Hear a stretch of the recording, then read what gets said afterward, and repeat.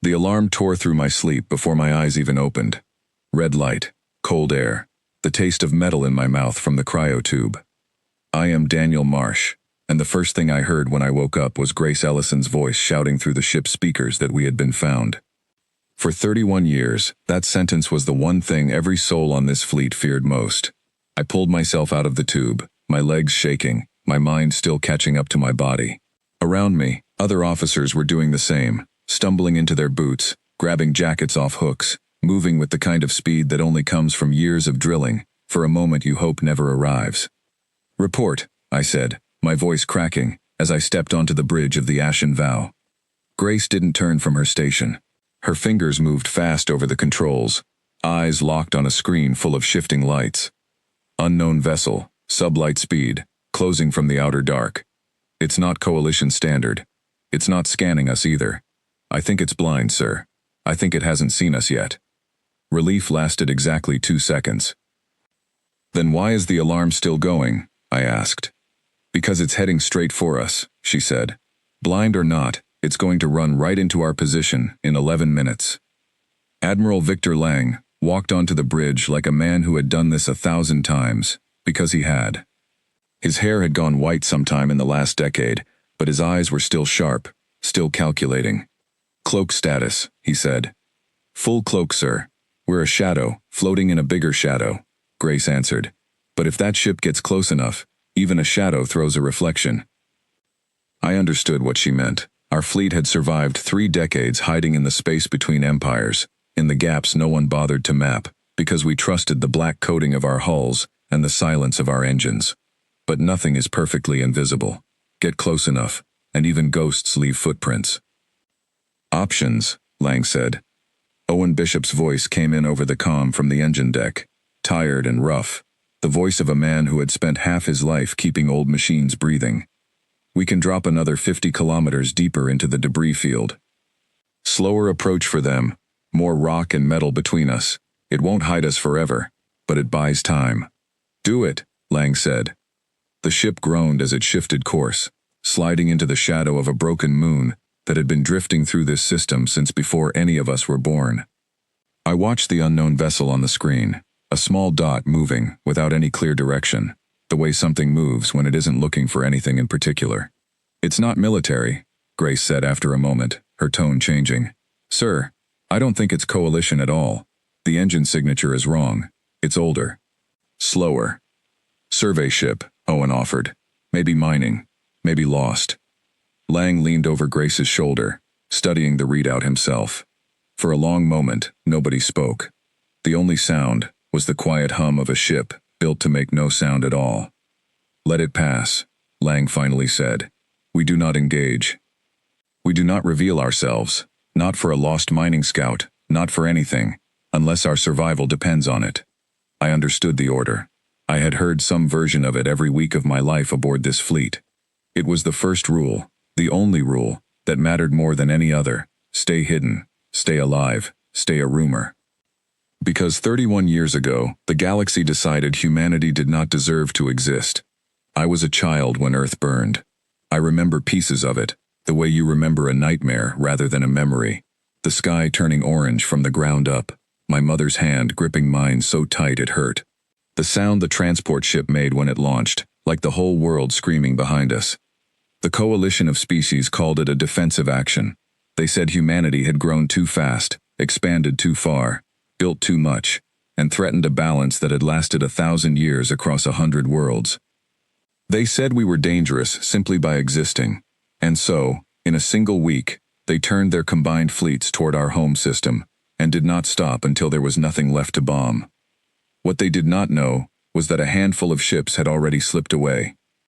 11 vessels, 30,000 people, whatever we could carry, whatever we could remember, whatever was left of who we used to be, folded into cargo holds and cryo bays, and turned loose into the dark with one order, from the surviving admirals: disappear.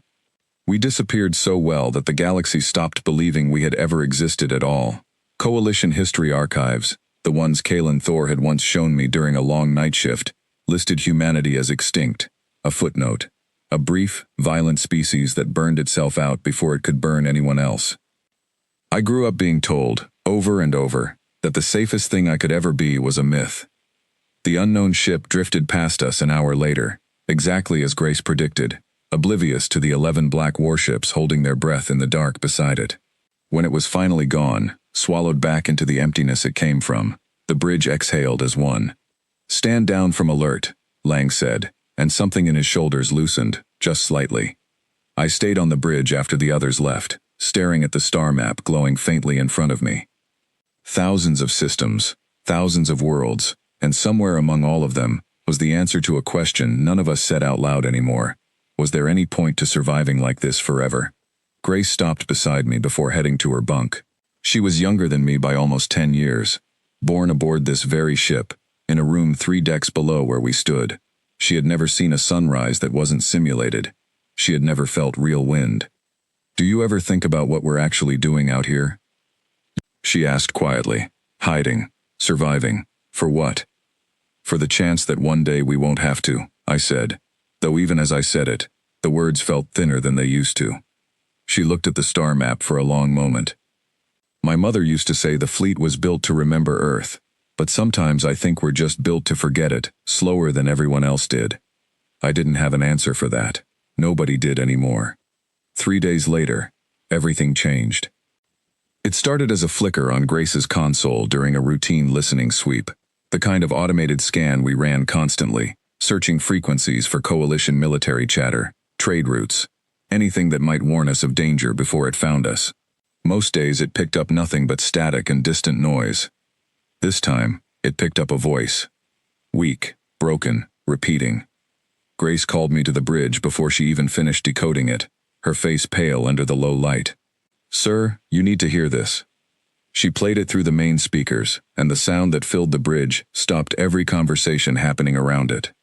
It was a human voice. Not from our fleet. Not from any ship registered in our records. A voice speaking English, with an accent none of us had heard before, strained and desperate, cutting in and out through interference. "This is Colony 7, requesting any surviving Earth vessel. If anyone is still out there, if anyone can hear this, please respond. We are still here. We are still alive. Please, someone, answer." The bridge went completely silent. I had grown up believing every human who wasn't aboard one of our 11 ships had died the day Earth burned. That was the story. That was the grief we all carried. The reason our silence made sense. The reason hiding felt like the only choice. But the voice on that recording was real. It was recent, and it meant that somewhere out there, humans had survived the fall of Earth without us, living for 3 decades under a galaxy that believed them extinct, exactly the way it believed the rest of us extinct.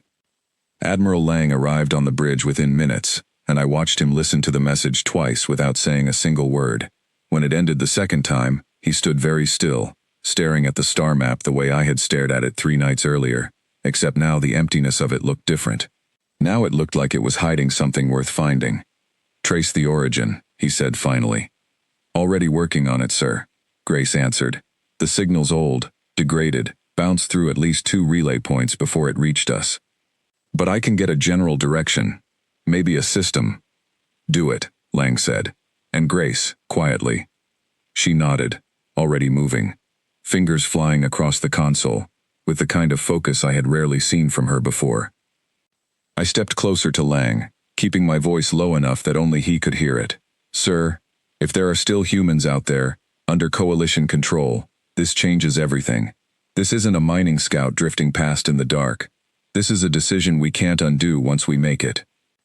"I know exactly what it is, Daniel," he said, and for the first time since I had known him, I heard something other than iron discipline in his voice. I heard the weight of 31 years, finally pressing down on a man who had carried it without complaint the entire time. "So what do we do?" I asked. He looked at the star map. At the single flickering point, Grace was narrowing down with every passing second, and for a long moment, he didn't answer. "We find out how many of our people are still alive," he said. "And then we decide whether the galaxy is ready to remember we exist." Behind him, Grace's console pinged softly. She turned, her eyes wide. "Sir, I have a location. It's a settlement, listed under coalition records as a labor colony. Population unknown, species unknown." She paused, and when she spoke again, her voice had dropped almost to a whisper. Sir, the colony is called New Haven. Records show it was founded 4 years after the fall of Earth. Nobody on that bridge moved.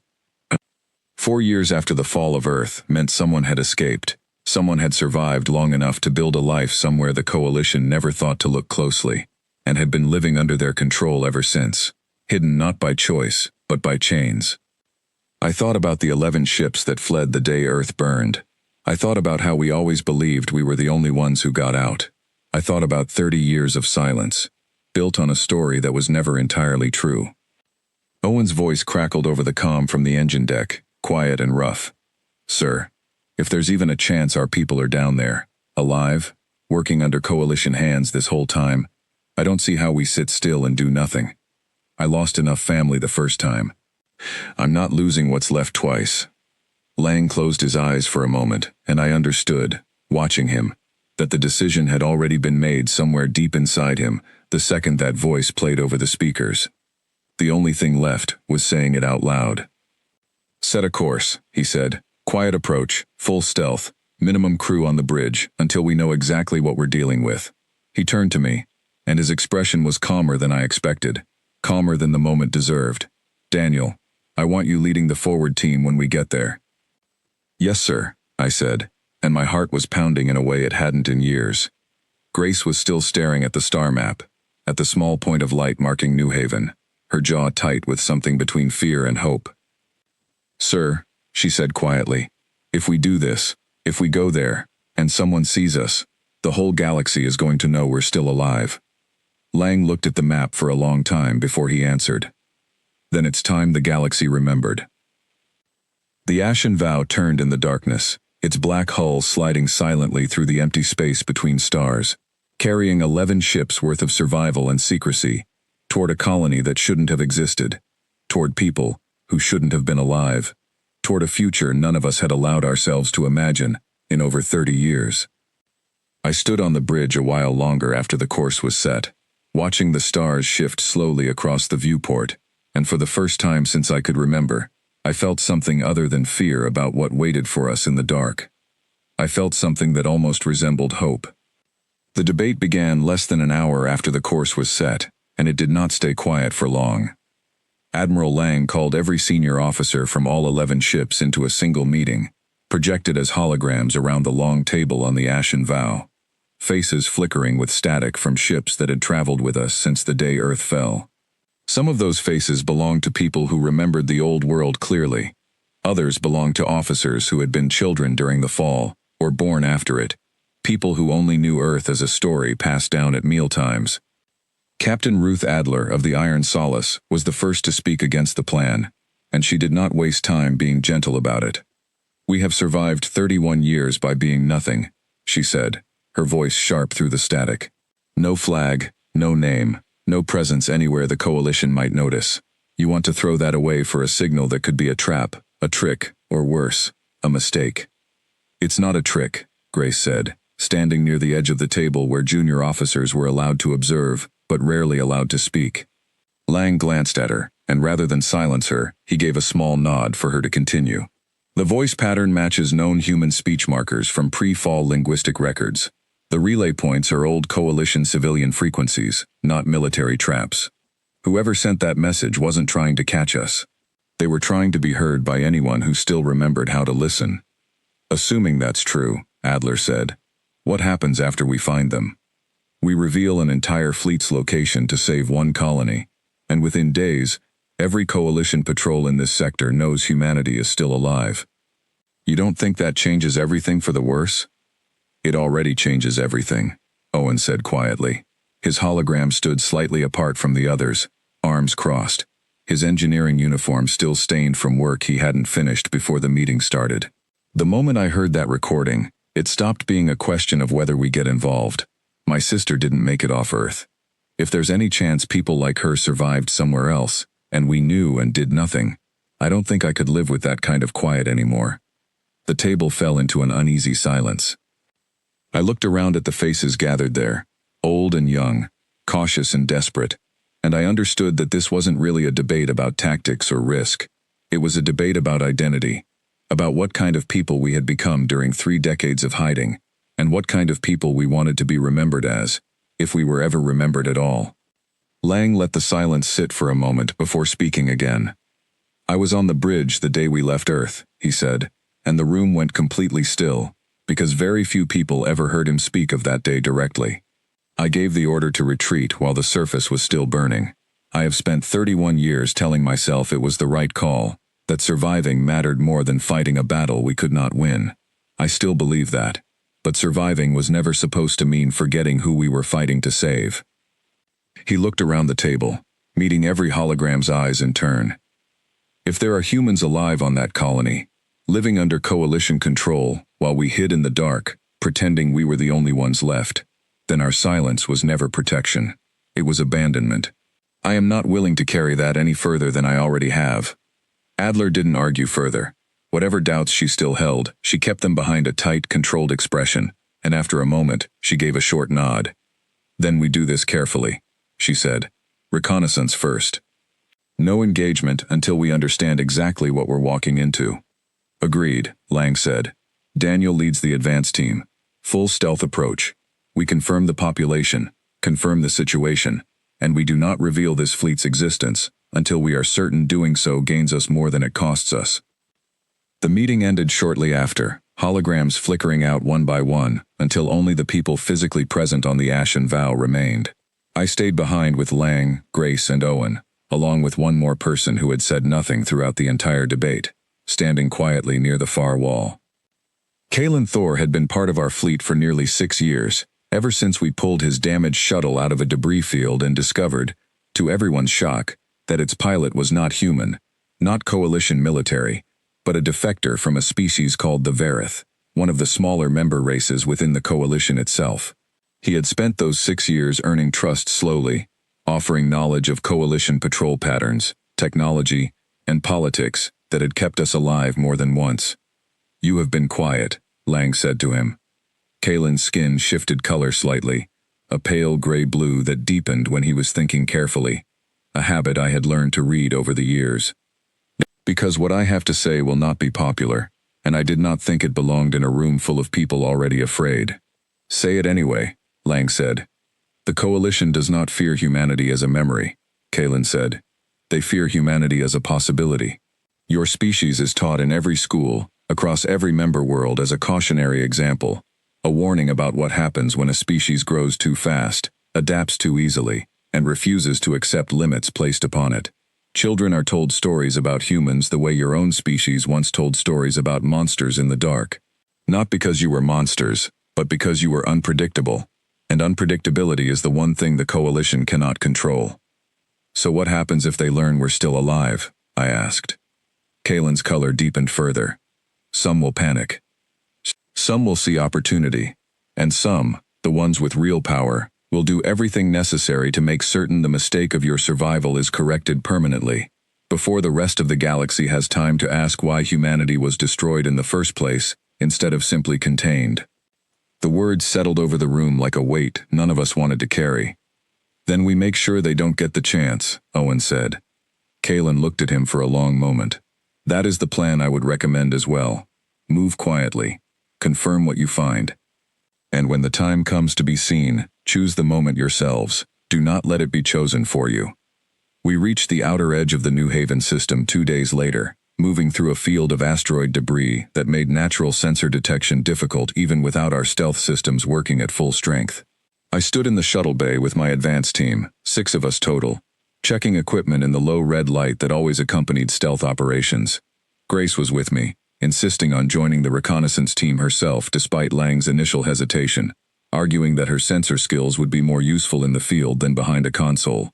Owen had also volunteered, along with 3 others from the security division, quiet, capable people who had trained for exactly this kind of mission for years without ever expecting to use it. "You nervous?" Grace asked me quietly, as she checked the seal on her suit. "Terrified," I admitted. "You?" "A little," she said. "But mostly I keep thinking about what it's going to feel like, seeing other humans who aren't us. People who grew up somewhere completely different, with a completely different life, and somehow we're still going to recognize each other instantly." I hadn't thought about it that way, but the moment she said it, something tightened in my chest. 31 years of believing we were the last of something. And now, within hours, that belief might finally break. The shuttle detached from the ashen vow without a sound, drifting silently into the debris field, cloaked in dark, carrying 6 people toward a colony that held either the answer to a question we had carried our entire lives, or a trap none of us would survive. Kalen's voice came through our comms just before we lost contact with the main fleet, calm and steady despite everything he had told us in that meeting 2 days earlier. "Remember," he said, "you are not just looking for your people down there. You are looking for the first sign of how the rest of the galaxy will react to knowing you exist. Watch everything, trust nothing at first glance." The shuttle drifted closer, New Haven growing from a distant point of light into a visible world, pale blue and green beneath thin clouds, orbited by a single coalition monitoring station that blinked steadily against the black. I looked at Grace, at Owen, at the rest of the team, all of us staring at the same small planet, all of us carrying the same unspoken thought. Somewhere down there were people who had survived the same fire we had, alone, for 31 years, without knowing anyone was ever coming. We were about to change that, whether the galaxy was ready for it or not. The shuttle set down in a narrow canyon, 2 kilometers from the main settlement, hidden from the monitoring station's line of sight by a wall of red stone that Grace had mapped out during our final approach. The air outside was thin but breathable, dry and dusty, carrying a faint metallic smell that Owen said reminded him of old machine oil. We moved on foot from there, 6 of us in dark, unmarked suits, weapons holstered rather than drawn, careful not to look like a threat to anyone who might be watching. Kalen had been clear about one thing before we left the ship. The first impression we made on New Haven would decide everything that came after. The settlement came into view as we crested a low ridge, and I stopped walking without meaning to. It was smaller than I expected, a cluster of low buildings made from prefabricated coalition material, surrounded by a fence that looked less like protection and more like containment. Figures moved between the buildings, most of them wearing simple gray uniforms, working under the watch of coalition overseers stationed at regular intervals along the perimeter. "Those are people," Grace said quietly beside me, her voice tight. "Daniel, those are our people." I raised the small scanner Owen had given me before we left the shuttle, sweeping it slowly across the settlement. The readings confirmed what my eyes already suspected.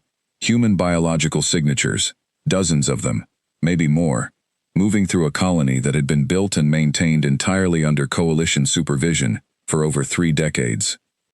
"Population estimate?" Owen asked, his voice rough. "At least 200, I said, watching the numbers climb slightly as the scanner adjusted. "Maybe closer to 300. 300 people.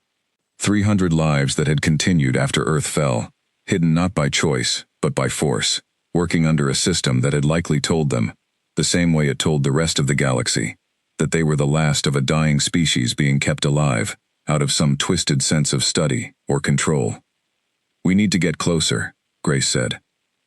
"Confirm conditions before we report back." I nodded, and we moved down the ridge carefully, staying low, using the natural cover of dry brush and broken rock formations until we reached a maintenance access point along the outer fence, exactly where Kalen's intelligence had suggested we might find a gap in coalition security. It wasn't hard to get inside. The fence was old, poorly maintained, built more to discourage escape than to prevent a determined breach. Within minutes, we were moving along the outer edge of the settlement itself, close enough now to see faces. The first person who noticed us was an older woman carrying a container of water between 2 buildings. She stopped walking the moment she saw us, her eyes widening, her mouth opening slightly, as if she meant to call out before some deep instinct told her not to. I raised a hand slowly, palm open, the universal gesture for no harm, and stepped forward just enough for her to see my face clearly in the dim light. "We're not coalition," I said quietly. "We're human, like you." For a long moment, she didn't move at all. Then her hands began to shake, the water container slipping slightly in her grip, and something in her expression broke open, disbelief and grief and desperate hope, all colliding at once. "That's not possible," she whispered. They told us everyone else died with Earth." "They lied," Grace said gently, stepping up beside me. "We've been out there this whole time, hiding, surviving. We heard your signal 3 days ago." The woman's name, we learned in the next few minutes, was Ellen Doyle, and she had been a child when her family's transport ship crash-landed on this world, during the chaos following Earth's destruction, one of several vessels that scattered blindly in every direction as the Coalition fleet tore through our home system. Some of those ships had been destroyed. Others had simply vanished into the dark, presumed lost. Hers had survived, only to be found by a Coalition patrol 6 months later, and brought under what they called protective observation, a label that in practice meant labor, restriction, and constant surveillance. Disguised as mercy toward a species the Coalition claimed to have spared out of scientific curiosity, rather than actual compassion. "There are others like us," Ellen said, her voice steadying slightly as the shock began to fade. "Scattered.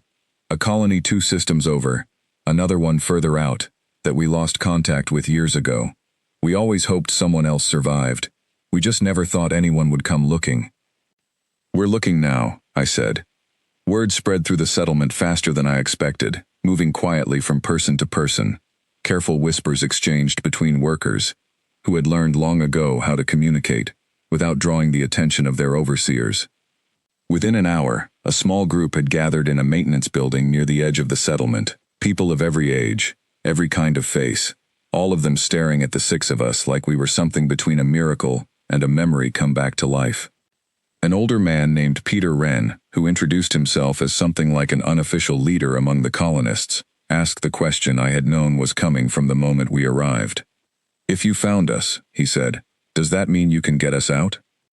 I looked at Grace, at Owen, at the faces around the room, and I understood in that moment that reconnaissance had quietly become something much larger. "We're not equipped for a full evacuation on our own," I said honestly, "but we have a fleet nearby. If Admiral Lang authorizes it, we can bring transport ships and get as many of you out as possible." "And the overseers?" Peter asked. "The monitoring station? They'll see the ships coming. They'll call for reinforcements the moment anything unusual happens near this colony." "That's the part we're still working out," Owen admitted. It was Grace who answered next, her expression sharpening with the kind of focus I recognized from every difficult calculation she had ever run on the bridge of the Ashen Vow. "We don't hide the ships," she said slowly. "We bring the entire fleet in fast, before the monitoring station has time to call for meaningful reinforcement. We overwhelm the local garrison before it becomes a real fight, evacuate everyone we can, and we're gone before the Coalition can respond with anything larger." "That reveals us completely," I said.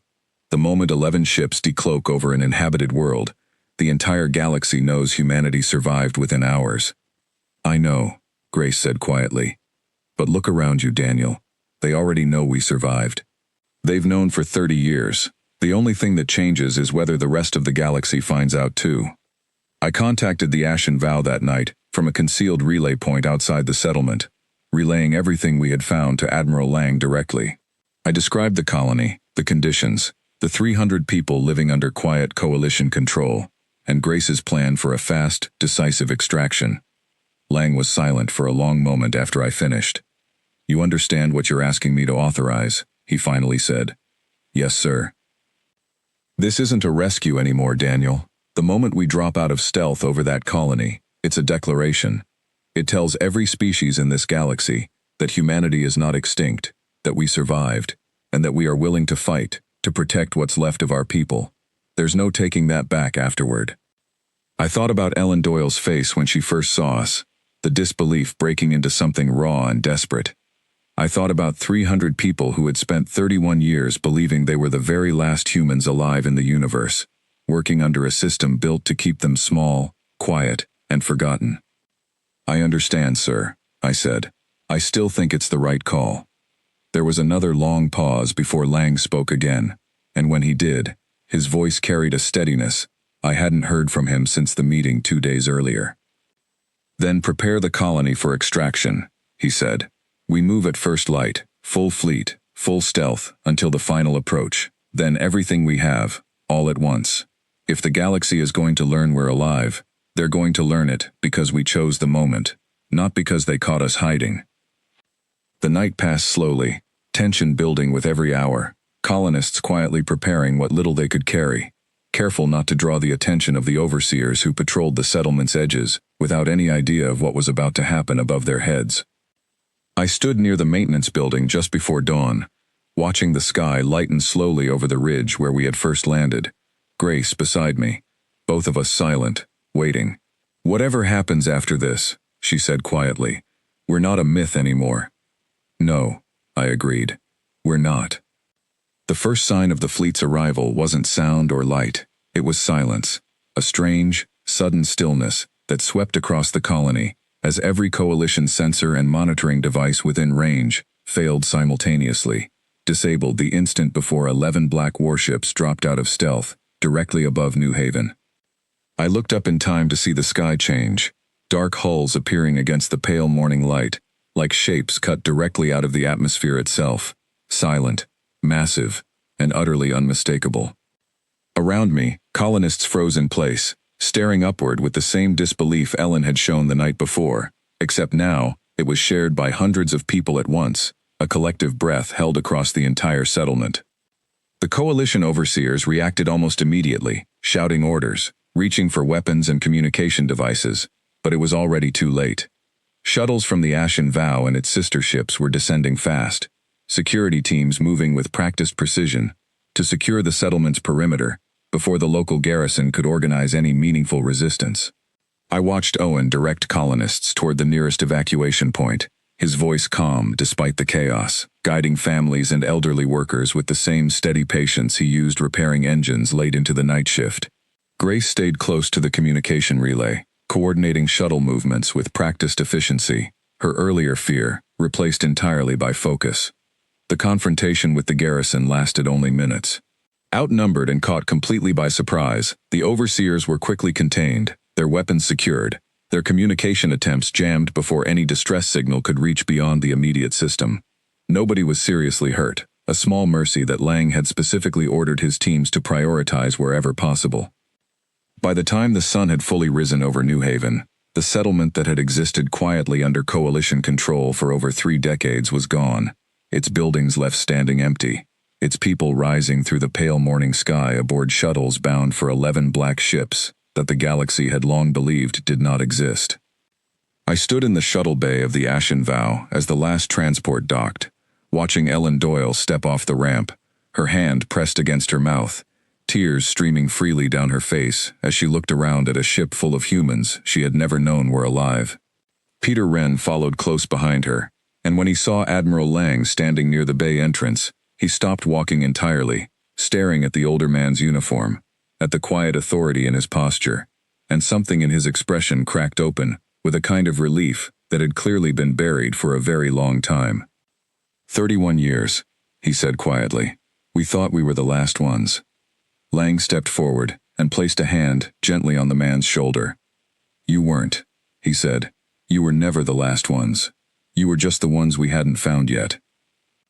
Behind them, the shuttle bay doors closed, sealing New Haven's former colonists safely aboard the fleet, while outside, high above the world they had just left, the monitoring station's silence had already broken, sending a fractured, desperate distress signal, spiraling outward into coalition space. The galaxy was about to learn that humanity had returned, and nothing that followed would ever be quiet again. The message reached Coalition Central Command less than 6 hours after the monitoring station above New Haven sent its final, broken transmission, and by the time the sun set on that colony's abandoned buildings, the news had already spread far beyond the borders of that single system. I learned most of this later, pieced together from intercepted communications Kalen helped us decode over the following days, but the shape of it became clear quickly enough. A ghost fleet, 11 ships strong, had appeared without warning above a labor colony believed to hold nothing more significant than a small, forgotten population under quiet observation. They had disabled local sensors, neutralized a garrison without meaningful resistance, and vanished again within hours, taking every colonist with them. And they were human. "You should see this," Kalen said, calling me into the small communications room he had claimed as his own space aboard the Ashen Vow, 3 days after we left New Haven behind. His skin had shifted to a deep, troubled blue, the color he wore when something concerned him deeply, I have been monitoring open coalition channels since the extraction. It is worse than I expected, and better than I feared, all at once. He played the first recording, a formal broadcast from a coalition administrator, addressing what he called an unconfirmed security incident in the outer colonies. The administrator's voice was calm, careful, clearly trying to control a narrative before it spiraled beyond his ability to manage it. There is no credible evidence, the administrator said, that this incident involves any surviving elements of the human species. Reports of this nature should be treated with appropriate skepticism until verified through official channels. They're denying it, I said. For now, Kalen replied. But denial only works until enough witnesses exist who know better. And you left 300 witnesses on that colony who will not stay quiet, along with an entire monitoring station's worth of sensor data that clearly recorded 11 ships with human energy signatures. This story is not going to stay contained. He was right. Over the following days, the recordings Kalen intercepted grew less controlled, less careful, as the truth outpaced the coalition's ability to manage it. Some channels carried outright panic, officials demanding immediate military escalation against what they called a confirmed human threat. Others carried something closer to disbelief, scientists and historians arguing publicly about whether the footage was authentic at all, whether an entire species presumed extinct for 31 years could truly have survived undetected for so long. And some channels carried something else entirely, something that unsettled me far more than panic or disbelief: curiosity. There are factions within the coalition, Kalen explained, species who never fully agreed with the decision to destroy Earth in the first place. They argued at the time that the threat assessment was exaggerated, that humanity's rapid growth did not justify total destruction. Those voices were silenced when the war ended in victory, but they never entirely disappeared. Now, with proof that humans survived despite everything thrown against you, some of those same voices are asking very difficult questions again. What kind of questions? I asked. Kalen's color deepened further before he answered. Questions about why the decision was made at all. He played the second recording without further explanation, and I understood immediately why he had saved it for last. It was old, clearly recorded, years before New Haven, a private conversation between two coalition officials that had somehow been leaked and preserved within an archive Kalen still had limited access to from his years of service before defecting. The voices belonged to figures whose names meant nothing to me, but their words meant everything. The threat assessment was flawed from the beginning, one voice said. Humanity's expansion rate was extrapolated from incomplete data. The council knew this before the vote was taken. The council voted based on the information available at the time, the second voice replied, defensive, careful. The council voted based on fear, the first voice said. Fear that a species capable of adapting as quickly as humans did would eventually surpass every member race in this coalition, not through conquest, but simply through growth. We destroyed an entire world because we were afraid of what it might become, not because of anything it had actually done. The recording ended there, cut short, likely deliberately, but the damage of what it revealed sat heavily in the small room around us. They knew, I said quietly. They knew the threat wasn't real, and they destroyed Earth anyway. Some of them knew, Kalen corrected gently. Others genuinely believed the danger was real. Fear does strange things to entire civilizations, Daniel, the same way it does to individuals. The coalition did not commit atrocity because its people were evil.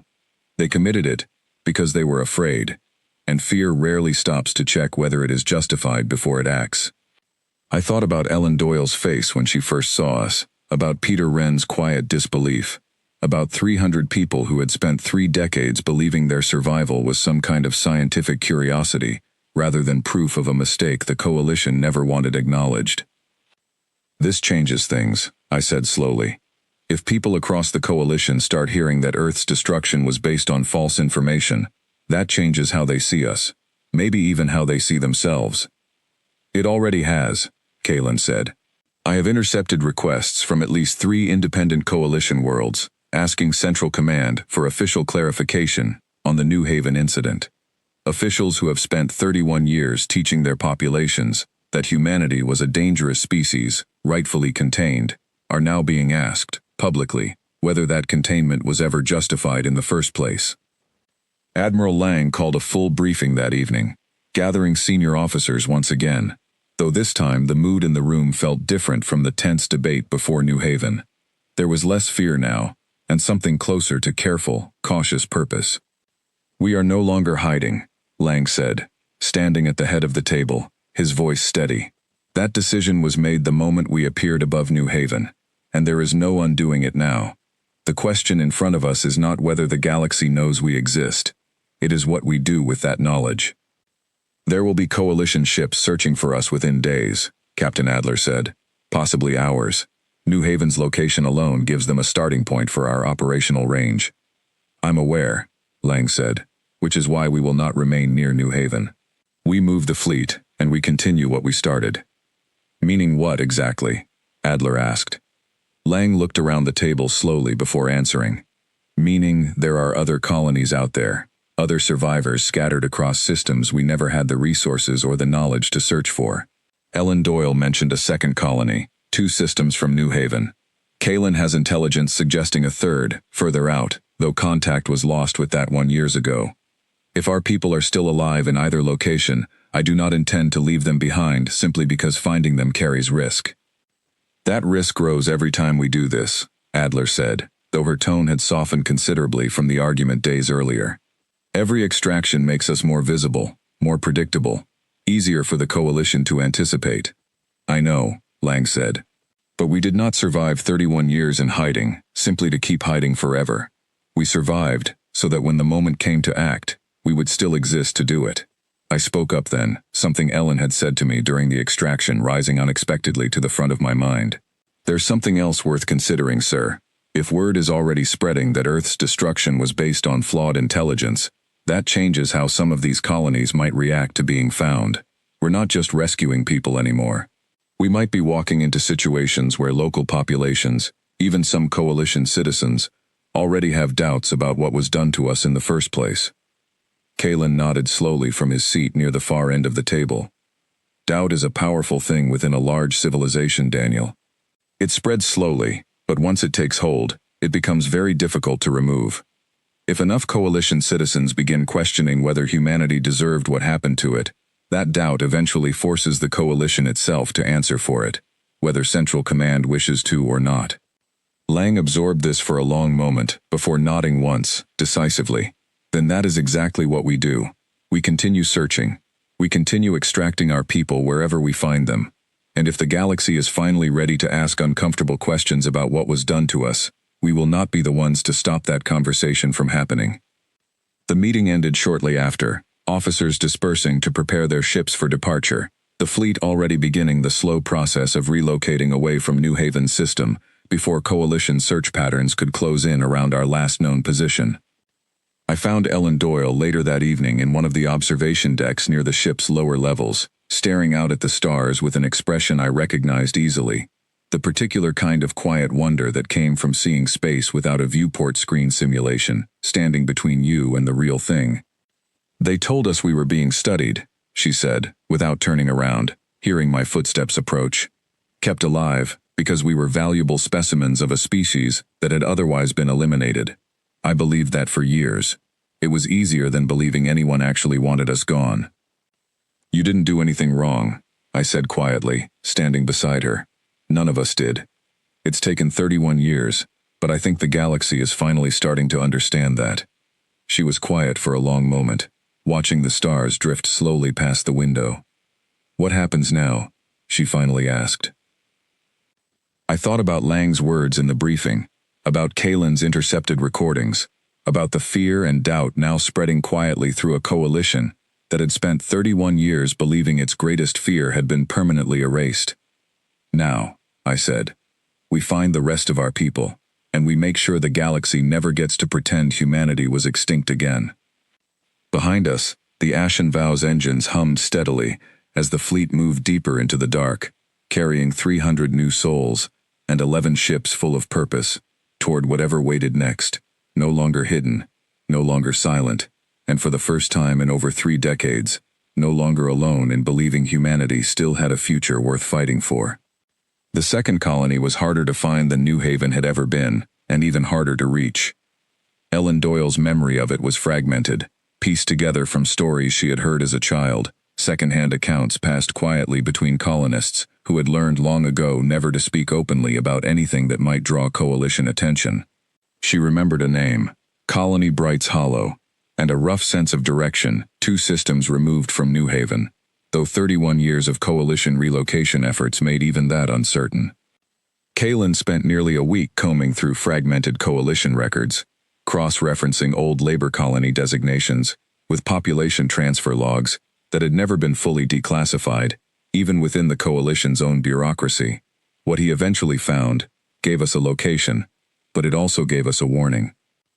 Bright's Hollow still exists, he said, gathering us once again in the small communications room aboard the Ashen Vow. But the records show something New Haven's did not. A permanent garrison, larger than the one we encountered before, stationed there specifically after unrest, was reported among the colony's population, roughly a decade ago. Unrest, Owen repeated. What kind of unrest? The records are vague, Kaylin admitted, but my understanding, based on similar incidents I am aware of from my time in coalition service, is that the population there became difficult to control. Perhaps they learned too much about what actually happened to Earth. Perhaps they simply stopped believing the story they had been told. Either way, Central Command responded by reinforcing security significantly. Admiral Lang absorbed this information quietly before speaking. A larger garrison means a harder extraction. It also means a colony full of people who may already suspect something the coalition does not want them to know. If they already have doubts, I said, that could work in our favor. People who question the story they've been told are people more likely to move quickly when the chance to leave finally arrives. Or people watched closely enough that we cannot risk a quiet approach at all, Adler countered from her position near the far wall. A reinforced garrison means better sensors, faster response times, and soldiers who have specifically been placed there because Central Command already expects trouble from this population. Lang considered this for a long moment, studying the star map floating above the table. Bright's Hollow marked as a small, steady point of light within a system none of us had ever visited before. Then we do not attempt a quiet approach, he finally said. New Haven taught us something important. Hiding got us this far, but it will not get our people the rest of the way home. If Bright's Hollow requires strength instead of stealth, then strength is exactly what we bring. The decision settled heavily over the room, but nobody argued against it. 3 decades of survival had taught this fleet caution above almost everything else, but the last several days had taught us something new as well, something that had been quietly growing since the moment we first heard Ellen Doyle's voice recording through the static 3 weeks earlier. We were not merely trying to survive anymore, we were trying to matter again. The approach to Bright's Hollow took 4 days, the fleet moving carefully through coalition patrol routes that Kaylin helped us avoid whenever possible, though avoiding notice entirely became harder with each passing hour. Twice we detected distant patrol ships altering course slightly, as though something had drawn their attention even through our stealth systems, and twice, Grace guided us into cover, before any confirmed contact was made. "They're looking for us," she said quietly, during the second near encounter, her hands steady on her console despite the tension visible in her shoulders. Not randomly patrolling anymore, actively searching. New Haven bought us time, Lang said.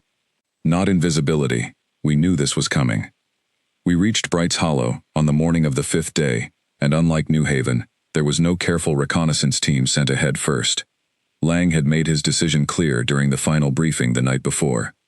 This time, the fleet would announce itself immediately, decisively, before the reinforced garrison had any opportunity to prepare a coordinated defense. I stood on the bridge of the Ashen Vow as we dropped out of stealth directly above the colony, 11 black ships appearing in formation against the pale morning sky, and for a brief, suspended moment, nothing happened at all. Then every alarm across the garrison's defense network activated at once, and the sky that had been calm seconds earlier filled suddenly with the harsh light of coalition response fire. "Shields holding," Grace called out, her voice tight but controlled. "They weren't ready for 11 ships, sir, but they're recovering fast." "Return fire, disable only," Lang ordered. "We are not here to destroy this garrison. We are here to get our people out." The engagement that followed was unlike anything I had experienced during my years aboard the fleet. Fast, chaotic, and far more dangerous than the brief, one-sided confrontation at New Haven. The garrison here had clearly trained for exactly this kind of scenario, coordinating their defense with a discipline that forced our own ships into careful, calculated maneuvers rather than a simple, overwhelming advance. I watched through the viewport as two of our smaller support vessels moved to draw defensive fire away from the main extraction shuttles, now descending toward the colony's surface, their pilots weaving through defensive barrages with the kind of precision that came only from years of practiced discipline. Owen's voice came through steadily from the engine deck, reporting power fluctuations as the ashen vow absorbed hit after hit along its outer shielding. "We can hold," he said, "but not indefinitely. If this drags on much longer, we're going to start losing more than shield capacity." "Understood," Lang said, his eyes fixed on the tactical display. "Grace, status on the extraction teams." "First wave is on the ground," she reported. "They've made contact with colony leadership. It's chaotic down there, sir, but they're moving. Colonists are heading toward the extraction points." I gripped the edge of my console, watching the battle unfold above a world full of people who had spent 10 years under increased suspicion and control, simply for daring to question the story they had been given about their own existence. Whatever risk this extraction carried, it felt smaller than the alternative of leaving them there any longer. The turning point came nearly 20 minutes into the engagement, when Kalen's voice broke through the tactical channel with something none of us expected. "Sir, I am detecting additional signatures entering the system, but they are not coalition military reinforcements. They are civilian vessels, launching from settlements across the system, moving toward our position." "Explain," Lang said sharply. "I believe," Kalen said, his voice carrying something close to disbelief, "that word of New Haven has already reached this system, through informal channels, faster than official coalition communication could suppress it. These vessels appear to be independent colonists, some coalition citizens themselves, moving to observe, and in several cases, to actively interfere with garrison defense systems from within." On the tactical display, I watched small, unarmed civilian ships begin drifting deliberately into defensive positions around the garrison's key installations, disrupting targeting systems simply through their presence, forcing coalition gunners to divert attention toward avoiding unintended casualties among their own broader population. "They're helping us," Grace said, her voice filled with quiet amazement. "Some of them," Kalen said carefully, "not out of loyalty to humanity specifically, I suspect, but out of growing distrust toward a coalition that has spent 31 years hiding uncomfortable truths from its own citizens. Doubt, once it spreads far enough, creates strange allies." The garrison's coordinated defense began to fracture under the combined pressure of our fleet's assault and the unexpected civilian interference, and within another 10 minutes, Lang gave the order for full withdrawal, extraction shuttles rising from Bright's Hollow's surface, loaded with colonists who had waited a decade under suspicion for exactly this moment. I watched the final shuttle dock safely within the Ashen Vows Bay as our fleet pulled back from the system, damaged but intact, carrying nearly 400 additional survivors from Bright's Hollow, their faces a mixture of exhaustion, disbelief, and something that looked remarkably like the same fragile hope I had seen in Ellen Doyle's eyes weeks earlier. That evening, with the fleet safely repositioned deep within a quiet stretch of unclaimed space, Admiral Lang called me to his quarters, a rare, personal request rather than a formal briefing. He was seated near a small viewport when I arrived, watching the stars in silence for a long moment before finally speaking. "We have almost 700 new souls aboard this fleet now," he said, "more than we've carried since the day we fled Earth. And somewhere out there, the Coalition is scrambling to explain to its own citizens why a species they declared extinct 31 years ago just liberated 2 labor colonies in the span of a month. Do you regret it? I asked. Any of it? He was quiet for a moment before shaking his head slowly. No, I regret the 31 years it took us to reach this point. I regret every year we spent hiding, while people like Ellen Doyle and the families at Bright's Hollow lived under quiet control, believing they were the last of us, or believing they were entirely alone. But I do not regret what we did to change that. What happens now? I asked, echoing the same question Ellen had asked me weeks earlier. Lang turned to face me fully, and for the first time since I had known him, I saw something in his expression that looked less like the careful weight of command, and more like quiet, determined purpose. Now, he said, We do not hide anymore. We send a message, openly, to every corner of this galaxy that will receive it. We tell them humanity survived. We tell them why.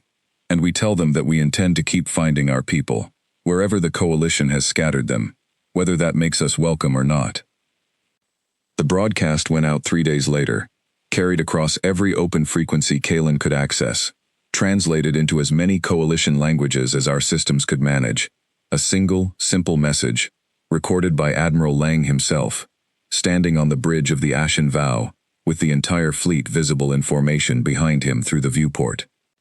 To every world listening, he said, his voice steady and clear, humanity was not destroyed 31 years ago. We survived, hidden, waiting for the day we could return, without simply being erased again. That day has come. We do not seek conflict with the coalition's people, only the truth of what was done to us, and the freedom to gather what remains of our own. If you are human, wherever you are, know that we are looking for you, and we will not stop until we find you. I stood on the surface of Bright's Hollow 2 days after the broadcast, part of a small team helping coordinate the last remaining logistics before the fleet moved on, breathing air that had once belonged to a colony, built entirely to contain and forget us. Around me, cold-born crew members, who had never known anything but recycled ship air and simulated skies, stood staring upward at a real, open horizon, some of them crying quietly, some simply silent, overwhelmed by something as simple as genuine sunlight on their skin. Grace stood beside me, her eyes fixed on the sky, and after a long moment, she spoke without looking away from it. "We're not a myth anymore," she said. "Not a footnote, not extinct." "No," I agreed. "We're something the galaxy has to answer for now." Far above us, hidden among the stars, Coalition Command was already scrambling, factions splitting further apart, as doubt continued spreading through populations who had spent 3 decades believing a lie they were only now beginning to question. Somewhere out there, other human colonies still waited, scattered across systems none of us had mapped yet, families and survivors who had spent 31 years believing they were entirely alone. And somewhere beyond all of that, hidden coordinates that no member of our fleet had spoken aloud in over 3 decades, Earth itself still existed, a scarred, silent world that none of us had returned to since the day we fled its burning sky. I did not know, standing there beneath Bright's Hollow's open horizon, how many more colonies we would find, how many battles still waited for us, or how the coalition would ultimately respond to a species it had tried and failed to erase. But for the first time since I could remember, I was not afraid to find out. The Black Fleet had reappeared, and the galaxy, whether it was ready or not, was going to have to make room for us again.